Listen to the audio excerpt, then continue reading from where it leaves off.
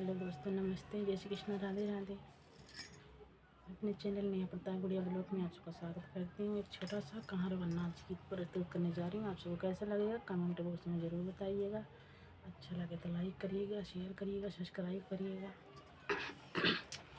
सूरज न निकलैया कासे से पिया डोली पहुँचाई द कहाँ रे से पिया डोली पहुँचाई द कहाँ रे से।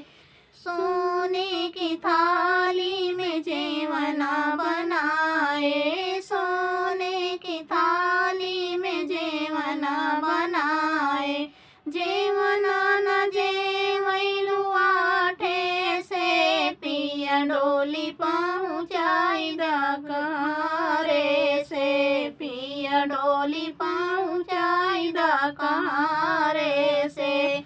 सूरज न निकलैया कासे से पिया डोली पहुँचाई द कहाँ रे से पिया डोली पहुँचाई द कहाँ रे से। झाझरे गेड़ुआ गंगा जल पानी, झाझरे गेड़ुआ गंगा जल पानी, गेड़ुआ न घुटैलु आठे से पिया डोली पहुँचाई द कहाँ रे से पिया डोली पहुँचाई द कहाँ रे से। सूरज न निकलैया कासे से पिया डोली पहुँचाई द कहाँ रे से पिया डोली पहुँचाई द कहाँ रे से।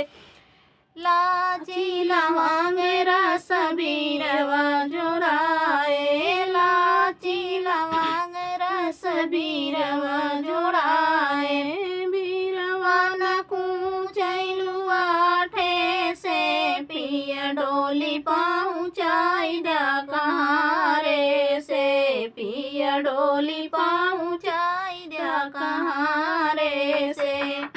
सूरज न निकलैया कासे से पिया डोली पहुँचाई द कहाँ रे से पिया डोली पहुँचाई द कहाँ रे से। फूला ही बीन चूनी से जा लगाए, फूला ही बीन चूनी से जा लगाए, से जिया न सुतैलु आठे से पिया डोली पहुँचाई द कहाँ रे से पिया डोली पहुँचाई द कहाँ रे से। सूरज न निकलैया कासे से पिया डोली पहुँचाई द कहाँ रे से पिया डोली पहुँचाई द कहाँ रे से।